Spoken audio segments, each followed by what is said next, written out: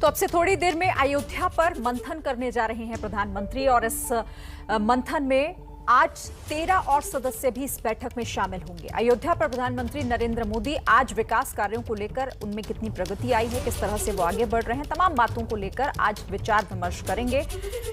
UP के दोनों deputy CM भी इस बैठक में मौजूद रहेंगे। प्रधानमंत्री नरेंद्र मोदी मंदिर निर्माण को लेकर अपडेट लेंगे। अभी तक का क्या अपडेट है, पीएम अयोध्या के विकास का विजन डॉक्यूमेंट भी देखेंगे। इसके अलावा रेलवे स्टेशन न्यू अयोध्यापुरी परियोजना पर भी प्रधानमंत्री आज अपडेट लेंगे। भगवान राम की सबसे ऊंची मूर्ति पर भी प्रधानमंत्री आज अधिकारियों से बातचीत करेंगे, उनसे अपडेट लेंगे। बैठक में यूपी के आवास विकास के प्रमुख सचिव आज प्रेजेंटेशन देंगे। पीएम मोदी अयोध्या के विकास कार्यों की समीक्षा करने जा रहे हैं। थोड़ी देर में यह बैठक शुरू हो जाएगी और उसमें केंद्र में अयोध्या का विकास ही रहेगा। अयोध्या में मंदिर निर्माण की रफ्तार और इसके अलावा अयोध्या को किस तरह से पर्यटन केंद्र बनाने की कोशिश केंद्र की रही है और इस दिशा में किस तरह से अयोध्या में काम हो रहा है, तमाम मुद्दों पर आज प्रधानमंत्री बात करेंगे। और देखिए कौन कौन शामिल हो रहा है ये भी हम आपको बता रहे हैं। सुरेश खन्ना वित्त मंत्री यूपी, ये भी इस बैठक का हिस्सा होंगे। आशुतोष टंडन है नगर विकास मंत्री उत्तर प्रदेश के, ये भी इस बैठक में शामिल होने जा रहे हैं। तो कुल 13 सदस्य जो कि इस बैठक में शामिल होंगे। इस खबर पर बातचीत के लिए सीधे रुख कर लेते हैं। हमारे संवाददाता पंकज झा इस वक्त मेरे साथ हैं। पंकज, 11 बजे का वक्त था, क्या बैठक शुरू हो चुकी है? ये देखिए, अब इसके बारे में जानकारी नहीं मिली है। थोड़ी देर में बैठक शुरू हो जाएगी और सब लोग उसमें जुड़ गए हैं। प्रधानमंत्री नरेंद्र मोदी की प्रतीक्षा हो रही है। दिल्ली से वो जुड़ेंगे और लखनऊ से सीएम और दोनों डिप्टी सीएम के साथ कई सारे लोग जुड़ेंगे। लेकिन सबसे बड़ी बात जिसकी हम आज चर्चा कर रहे हैं कि आज इतनी बड़ी बैठक है क्योंकि अयोध्या में कुछ चीज़ों को लेकर हाल फिलहाल के दिनों में विवाद होता रहा। वो राम मंदिर बनाने के लिए जो राम जन्मभूमि ट्रस्ट है उसके ज़मीन को लेकर के, और दूसरी सबसे अहम बात ये है कि एक तरफ आज देखिए कि दिल्ली के बीजेपी हेडक्वार्टर में बैठक हो रही है, यहाँ राम मंदिर को लेकर और अयोध्या को भव्य और दिव्य बनाने के लिए बैठक हो रही है। और अगले साल की शुरुआत में मतलब 7-8 महीने बाद यूपी में विधानसभा चुनाव होने हैं। तो इसीलिए ये बैठक बहुत महत्वपूर्ण हो जाता है कि अयोध्या आज से नहीं, हम अगर देखें तो पिछले 3 दशकों से बीजेपी के हर चुनावी घोषणा पत्र में अयोध्या रहता है। हर मंच से प्रधानमंत्री मोदी से लेकर सीएम योगी आदित्यनाथ जय श्री राम के नारे लगाते हैं। इसीलिए बैठक बहुत महत्वपूर्ण है, सियासत के लिहाज से भी और दूसरे तरीकों से भी। अगर मैं बात करूं, क्योंकि आप इस पूरी खबर को देख भी रहे हैं पंकज, आज इस बैठक में चर्चा का विषय क्या रहेगा? मंदिर निर्माण की बात तो हम कर ही रहे हैं, विकास परियोजनाओं की भी, लेकिन क्या कोई खास रणनीति के तहत ये मंथन होने जा रहा है आज?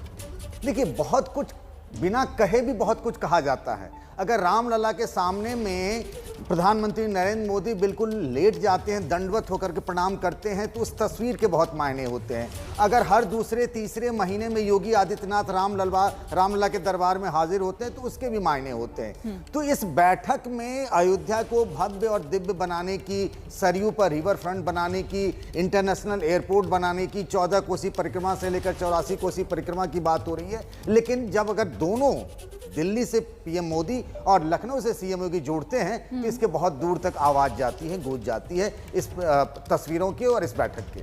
ठीक है, आप रहिए मेरे साथ पंकज, आपसे आगे भी बातचीत होगी। लेकिन देखिए, अयोध्या को लेकर ये जो महत्वपूर्ण मीटिंग होने जा रही है, पंकज ने आपको बताया कि कई मायनों में आखिर ये क्यों खास हो जाती है। लेकिन प्रधानमंत्री नरेंद्र मोदी की इस बैठक में यूपी के उप मुख्यमंत्री केशव प्रसाद मौर्य भी शामिल हो रहे हैं।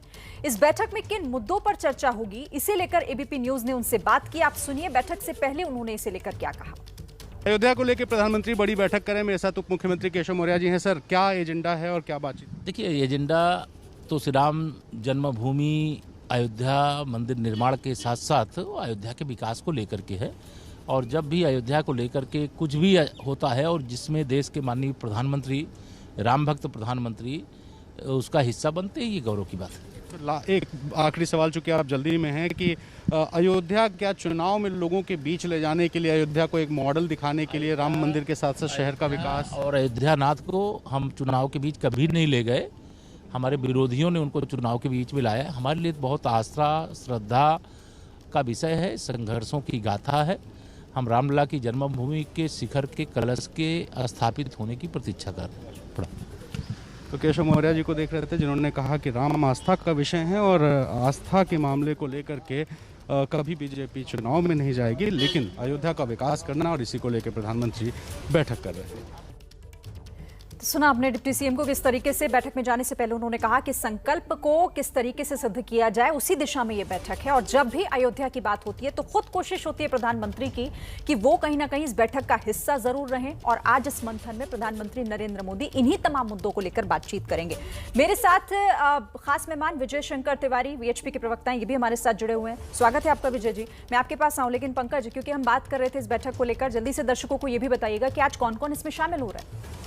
देखिए, प्रधानमंत्री तो होंगे ही और यूपी के मुख्यमंत्री होंगे योगी आदित्यनाथ, दोनों डिप्टी सीएम जिनको आपने अभी देखा केशव प्रसाद मौर्य जो कह रहे थे, और दूसरे डिप्टी सीएम दिनेश शर्मा हैं, और मंत्री जो वहाँ के प्रभारी मंत्री हैं नीलकंठ तिवारी वो रहेंगे, आशुतोष टंडन रहेंगे, सुरेश खन्ना रहेंगे, बहुत सारे सीनियर अफसर्स होंगे, पीएमओ के भी और सीएमओ के भी, और जाहिर सी बात है कि अयोध्या के डीएम समेत कमिश्नर समेत दूसरे बड़े अफसर भी रहेंगे। ठीक है विजय शंकर तिवारी जी, जब ये बैठक होती है, जैसा पंकज भी कह रहे थे, जब इस तरह की बैठक अयोध्या को लेकर होती है तो इसकी गूंज सिर्फ अयोध्या नहीं पूरे देश भर में होती है, और निगाहें उन लोगों की भी होती हैं जो इंतजार कर रहे हैं कि आखिर वो संकल्प पूरा कब होगा। देखो, ऐसा है कि संकल्प एक समय हमने तय किया था। हमने पहले चर्चा किया कि दो दिशाओं पर काम चल रहा है। एक दिशा तो शासन के द्वारा है जो उसके अयोध्या को भव्य दिव्य बनाने की दिशा में काम कर रहा है। दूसरा न्यास है जो न्यास श्री राम जन्मभूमि और उसके परिसर को भव्य दिव्य बनाने की कोशिश कर रहा है। आप इससे आप कल्पना कर सकते हैं कि देश के 5 IIT, उनके निदेशक और शिल्पकला और इस प्रकार के निर्माण के क्षेत्र में लगे हुए दिग्गज, वो सब इस टीम में हैं। और भारत की जो सहयोगी इस प्रकार के जो निर्माण की दिशा में बहुत उच्च स्तर पर हैं, L&T जैसे संस्थान उसका निर्माण कर रहे हैं, टाटा जैसी एजेंसी जो उसको सलाह दे रही हैं। तो आप कल्पना कर सकते हैं कि इतना बड़े भव्य दिव्य मंदिर को बनाने के लिए इस प्रकार की सारी एजेंसियां, संस्थान उसमें लगे रहे। उद्देश्य केवल एक है कि अयोध्या में अगर कोई दर्शक जाए, कोई धार्मिक व्यक्ति जाए, कोई श्रद्धावान जाए, आस्थावान जाए, तो उसको भारत दिखाई पड़े। देखो, लुटियंस में आप भारत नहीं देख सकते, लुटियंस में आप भारत सुन सकते हैं, लेकिन अयोध्या में कोई व्यक्ति जाता है तो भारत की धरोहर, भारत का ज्ञान, भारत का विज्ञान, भारत की सोच, यानी भारत वहां दिखाई पड़े। कोई विदेश से आता है, भारत के किसी कोने से आता है, तो उसको वहां भारत दिखाई पड़े। जो आज देश में आपको ध्यान में है कि भारत दिखाने के लिए भी बड़ा प्रयास करना पड़ता है, लेकिन वहां पर भारत दिखाई पड़ेगा।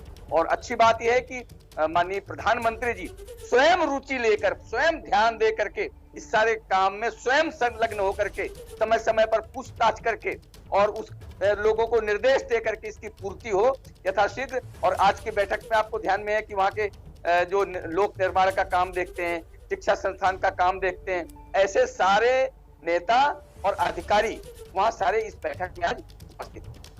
हमारे साथ एक और मेहमान जुड़ गए हैं, कांग्रेस के प्रवक्ता सुरेंद्र राजपूत भी हमारे साथ हैं। स्वागत है एबीपी न्यूज पर सुरेंद्र जी आपका। पहले आपका रिएक्शन ले लूं क्योंकि मीटिंग हो रही है, उम्मीदें तो आपको भी होंगी। क्या कहेंगे आप इस बैठक को लेकर?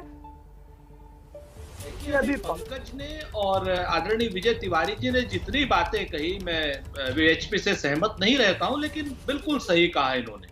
एक बात स्पष्ट है कि भारत अयोध्या में दिखना चाहिए, प्रभु राम के मंदिर में दिखना चाहिए, लेकिन गैर विवादित रूप से दिखना चाहिए। साथ में यह भी बताना चाहिए कि ईमानदार प्रयास है और इसके बीच में कहीं कोई ठगी नहीं हुई है।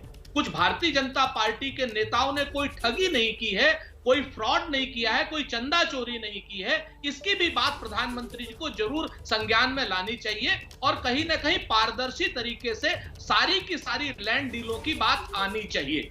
इसके साथ जो अभी आपने कहा कि भगवान श्री राम के मंदिर के साथ भगवान श्री राम की मूर्ति भी अयोध्या के जो तट पर लग रही है, हमारा मानना यह है कि अगर सीता मैया की मूर्ति भी उसी के साथ साथ उतनी ही बड़ी लगे तो अयोध्या भी पूर्ण होगी और भगवान सिया राम की भी पूर्ण जय होगी। तीसरी बात जो सबसे बड़ी महत्वपूर्ण है कि इन्हीं सब चीजों के साथ साथ में निषाद राज की भव्य मूर्ति श्रृंगेरपुर में उतनी ही बड़ी लगे जहां पर प्रभु श्री राम जी को उन्होंने गंगा पार किया था। तो कुछ बातें ये है कि प्रधानमंत्री जी जब एक समग्र रूप से हिंदुस्तान को दिखाने की परिकल्पना कर रहे हैं तो वहां पर लैंड डील का पारदर्शी होना, चंदा चोरी के आरोपों से स्पष्ट रूप से जांच कराना, चाहे सीबीआई से कराए, क्या नाम ईडी से कराए या इनकम टैक्स से कराए, ये प्रधानमंत्री जी के ऊपर है, लेकिन जांच बहुत स्पष्ट होनी चाहिए। हमारी तो ये मांगे हैं ताकि भव्य निर्माण को भव्यता और भी मिल सके, लेजिटिमेसी और भी मिल सके। ठीक है, मैं चाहूंगी कि विजय शंकर तिवारी इसका जवाब दें, क्योंकि कई बातों को लेकर आप असहमत दिख रहे हैं। विजय शंकर तिवारी जी।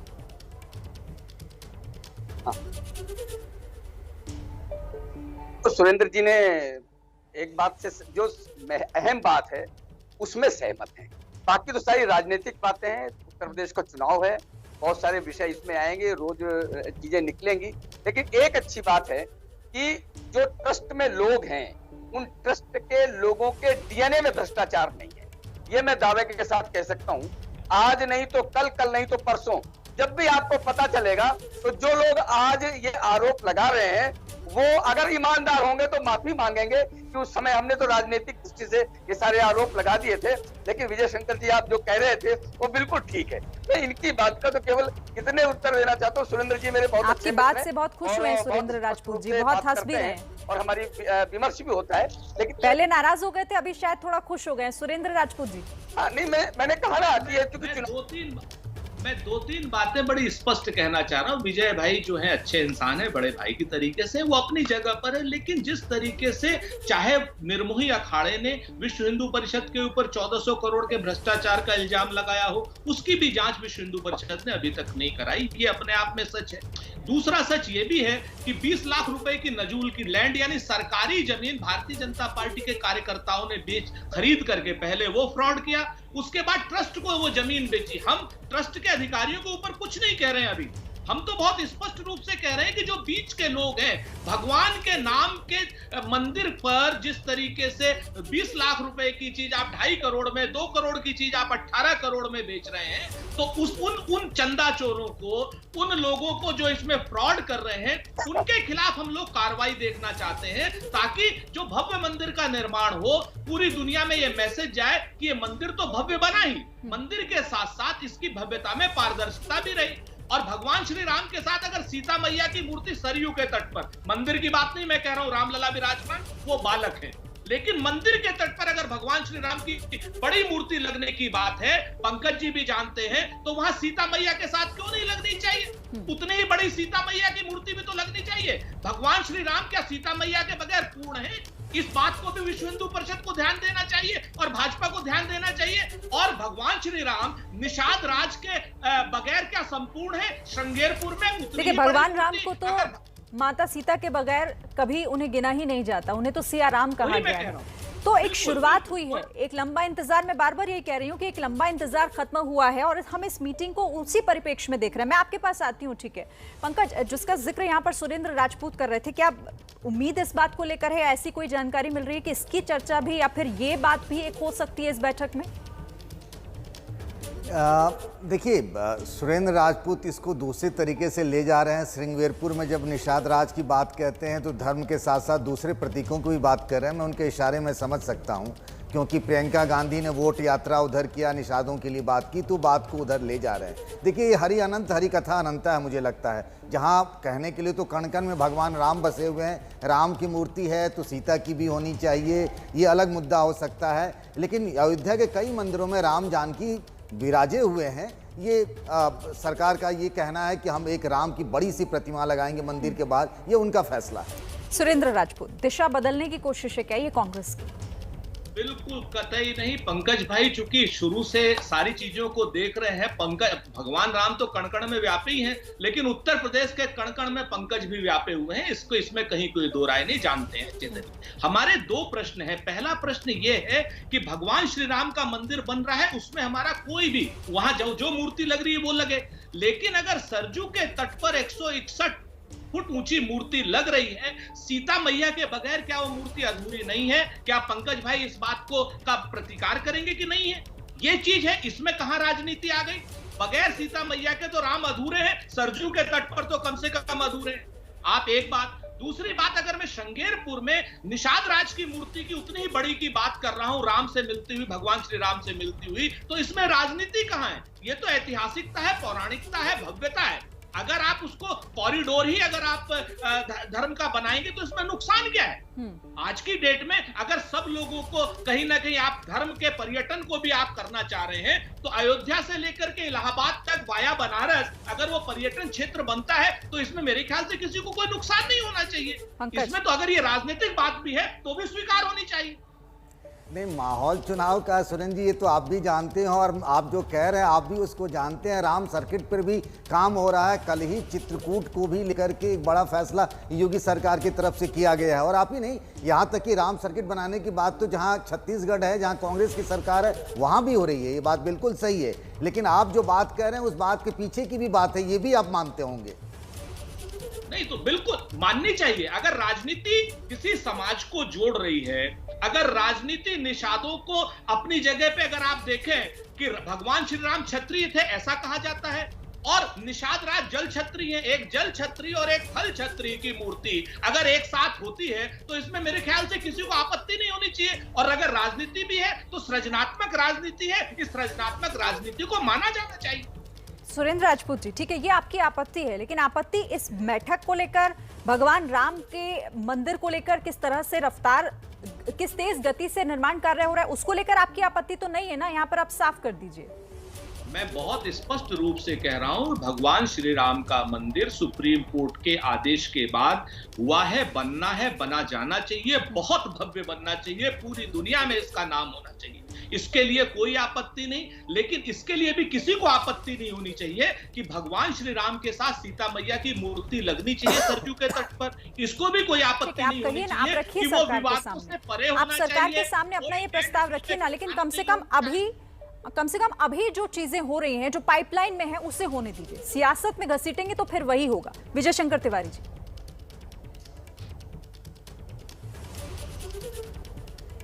तो कैसे राजपूत जी विपक्ष के एक तरीके से प्रवक्ता हैं, लेकिन मुझे नहीं लगता था कि अयोध्या में श्री राम जन्मभूमि के भी विपक्ष के प्रवक्ता हो जाएंगे। ये देखो वहां पर क्या क्या निर्माण होना चाहिए, क्या भव्यता दिव्यता आनी चाहिए, ये सब कुछ भी हो जाएगा। तो फिर अगर वहां पर काली सड़क होगी तो राजपूत जी कहेंगे वहां पर वो गिरवी सड़क क्यों नहीं है, क्योंकि वो तो ये देखो प्रश्न उठाना, वहां ये हो गया तो फिर वो उनका बड़ा वाला पुल क्यों नहीं लगा गोमती में। तो ऐसे बहुत सारे प्रश्न ये उठते रहेंगे, क्योंकि वो स्वाभाविक विपक्ष में बैठे। मैं इस सारे विषय को नजरअंदाज नहीं कर सकता हूँ, लेकिन अभी बहुत सारे विषय इन्होंने कहा, वो चंदा चोर, ये सारा। तो मैं यही कहना चाहूँ कि अभी सोनिया गांधी जी ने और राहुल गांधी जी ने कोई चंदा नहीं दिया है, और जिन्होंने सारा विषय उठाया है उन्होंने कोई चंदा नहीं दिया है। और 1947 से लेकर के अभी तक, जब तक इसका निर्णय नहीं हुआ, तब तक इनकी ओर से यह प्रयास नहीं हुआ कि ये मामला सुलझ जाए और यहाँ पर मंदिर बन जाए। क्योंकि अगर ऐसा प्रयास कांग्रेस ने किया होता तो 1949 में जब पहला गोपाल दास विशारद के उसमें आया था, उसी समय सारा सुलझ जाता और मंदिर बन जाता। क्योंकि कांग्रेस ने कभी नहीं चाहा यहाँ मंदिर बने। मंदिर के बीच में जितनी अड़चनें आ सकती थी वो सारी कांग्रेस ने की हैं। और अब सुरेंद्र राजपूत का एक छोटा सा कमेंट ले लूं, जल्दी से, मुझे ब्रेक लेना है। सुरेंद्र जी जल्दी से। बहुत छोटी सी बात विजय जी के सामने कह रहा हूँ। देखिए, चाहे आजादी के बाद की बात हो वहां पर क्या नाम मंदिर पूजन की, और चाहे मंदिर के ताला खोलने की, हम इतिहास में नहीं जाना चाहते। आप लोगों को श्रेय लेने की आदत है, बगैर काम किए श्रेय लीजिए आप, हमें कोई आपत्ति नहीं है। लेकिन अगर हमारी इस बात पर आप आपत्ति करना चाहते हैं कि मंदिर जो है बगैर विवादित होना चाहिए, गैर विवादित जमीन पर होना चाहिए, और जिन लोगों ने चंदे का दुरुपयोग किया, हमने आपके ऊपर तो आरोप नहीं लगाया, आरोप जिन लोगों ने लगाया उनको आप कुछ नहीं कह पा रहे, ना निर्मोही अखाड़े को कह पा रहे हैं और ना ही आप अपने ऋषिकेश उपाध्याय को कह पा रहे हैं। मेरे पास वक्त इतना ही था। बहुत बहुत धन्यवाद आप दोनों का हमारे साथ जुड़ने के लिए। पंकज, आपका भी शुक्रिया फिलहाल इस जानकारी।